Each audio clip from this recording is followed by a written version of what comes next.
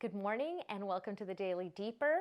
I'm Marie Nelson and today we are studying Psalm 91 verse 13.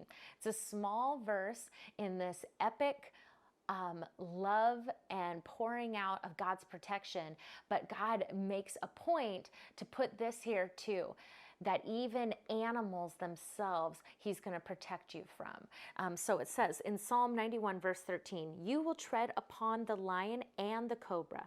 You will trample the great lion and the serpent. So we already have seen that in this wartime, God says 1,000 are falling at your side, 10,000 at your right hand, but it will not come near you. We already know he's going to protect us from the deadly pestilence, and he is protecting us from the arrows that fly by night. And then we know he's given us angels that walk side by side wherever we're at as our holy entourage, our secret service protecting us.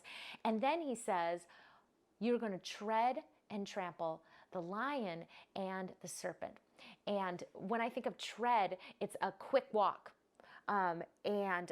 When I think of trample, it's a running that like literally crushes everything underneath its path. So let's just think about that. We know in Genesis 3, verse 15, I've got my Bible here with me, and so I'm looking directly it up. In verse 3, or chapter 3, verse 15, it says specifically, this is God cursing the serpent. He says, and I will put enmity, which means like an enemy relationship between you and the woman, and between your offspring and hers.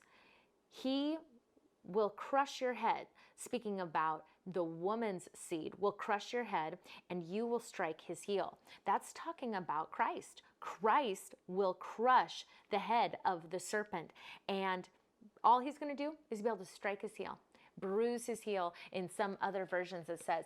So that means that if Christ does that, and if you've ever watched the movie The Passion of Christ, you can see in the Garden of Gethsemane, they have kind of a scene where Jesus is crying out to God right before the cross and all the situations that are about to happen with that. And a snake comes up and he stands up and he crushes it with his heel and destroys the serpent. So that is the authority that we have. I talked in the last post about how we are God's children, like he loves to protect us.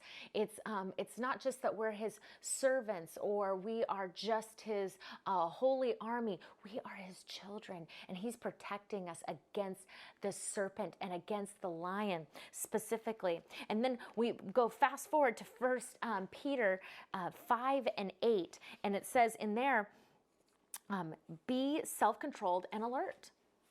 Your enemy, the devil, prowls around like a roaring lion looking for someone to devour. Resist him. Stand firm in the faith, because you know that your brothers throughout the world, and I like to add throughout time, right? Because this is the Bible, and so we're talking about people even of old and the martyrs of many years ago, as well as martyrs today, are undergoing the same kind of sufferings. And so the same kind of suffering, knowing that the enemy is trying to twist your thoughts. He's stalking you. A lion and a serpent are both animals that live by eating their prey. It's not like they eat vegetables or grains. They actually eat another life force. And God says that he's going to protect us from those things that are trying to take your life force. And that reminds me of the passage in Ephesians chapter 6. And it says, there, and this is talking about putting on the full armor of God all the time. We just heard resist the devil and he will flee from you, and that he's also coming around you and trying to destroy you and looking who he can devour, who doesn't have their guard up. And then in Ephesians, put on the full armor of God. It says, for our struggle is not against flesh and blood. That means human beings, okay? Because the enemy relationship that we see here is against Satan.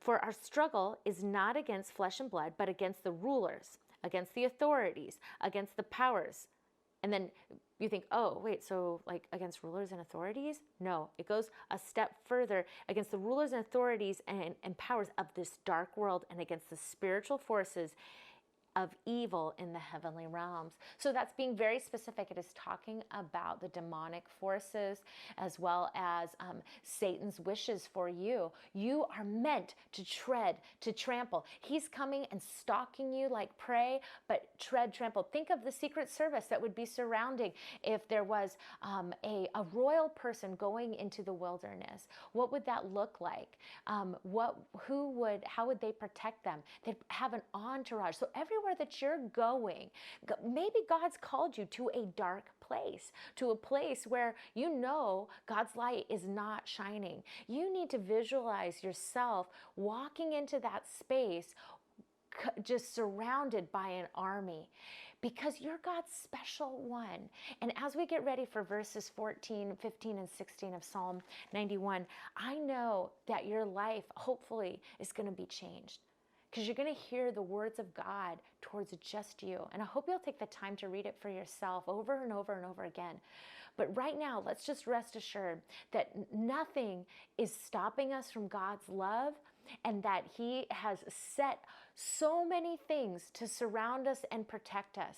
And it's so important for our faith in this day to have it memorized, so that whatever comes against us is just shut down.